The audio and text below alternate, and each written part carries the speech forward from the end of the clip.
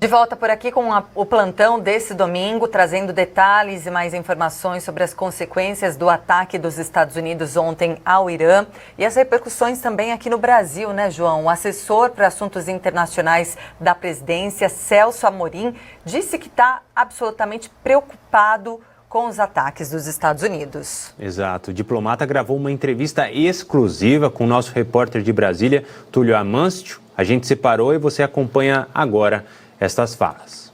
Nós falamos diretamente de Brasília, estou ao lado do assessor especial do presidente da República para Assuntos Internacionais, o chanceler Celso Amorim, que gentilmente nos recebe neste domingo. Chanceler, eu queria primeiramente a sua impressão, né, a sua avaliação sobre esse ataque dos Estados Unidos sobre o Irã, que aconteceu nesta madrugada, né, aqui do Brasil, praticamente noite de ontem, começo da madrugada. Qual a avaliação que o senhor faz? Bom, primeiro eu preciso dizer que eu estou falando a título pessoal, porque não houve tempo sequer para todo mundo se falar aqui como é necessário fazer, o presidente, etc. Mas eu queria dizer o seguinte, é um ataque altamente preocupante, condenável, é uma violação da Carta da ONU. A Carta da ONU não reconhece a ideia de autodefesa preventiva, que já Israel tinha usado, de certa maneira os Estados Unidos está usando, não é nem como autodefesa dele, é como defesa de Israel. Então é algo que nos preocupa muito. E não é num momento qualquer. Nós vivemos, por exemplo, a questão do Iraque, que foi totalmente errada, condenável, mas aquilo era uma coisa trágica para quem estava vivendo, ameaçadora, de certa maneira também dos princípios da ONU, mas limitada. Hoje nós vivemos num mundo em que você tem duas guerras amplas. Uma guerra no centro da Eurásia, digamos, no leste da Europa, e uma guerra no Oriente Médio.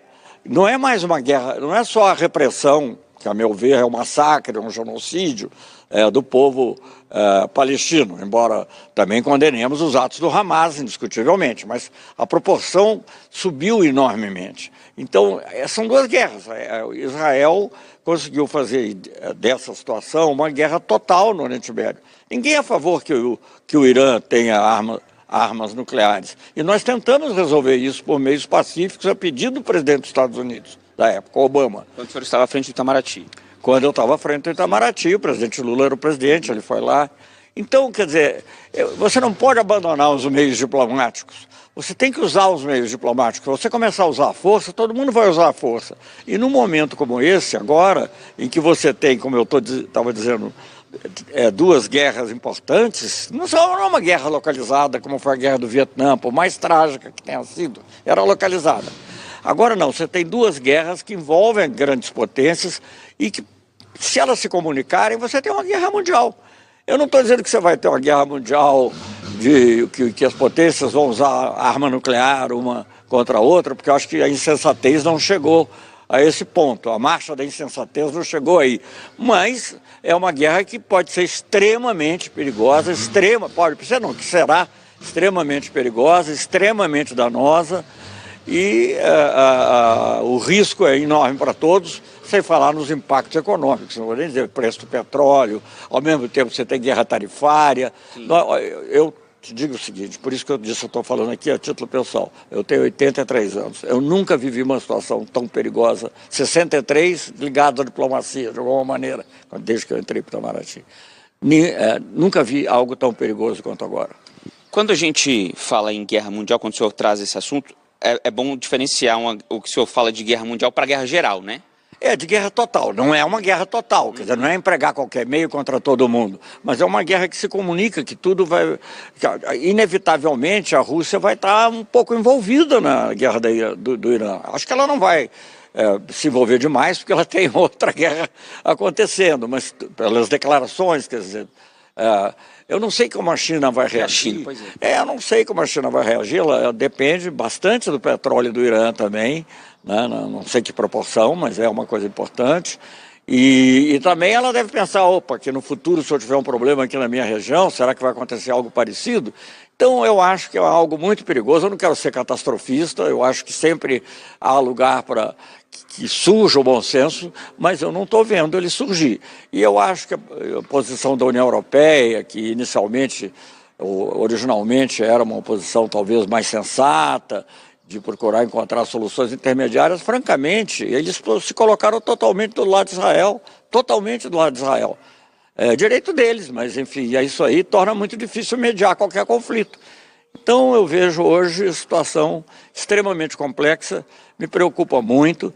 O Brasil é um país de paz, que ama a paz, o presidente Lula fez esforços com relação, principalmente à questão da Rússia e Ucrânia, teve contatos sempre, eu tive contatos em nome dele também, o ministro das Relações Exteriores, obviamente, também,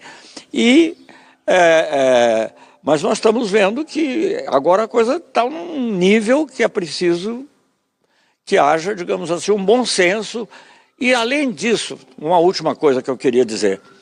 No fundo, essa ação agora de Israel e, sobretudo, dos Estados Unidos, é o estímulo a ter arma nuclear.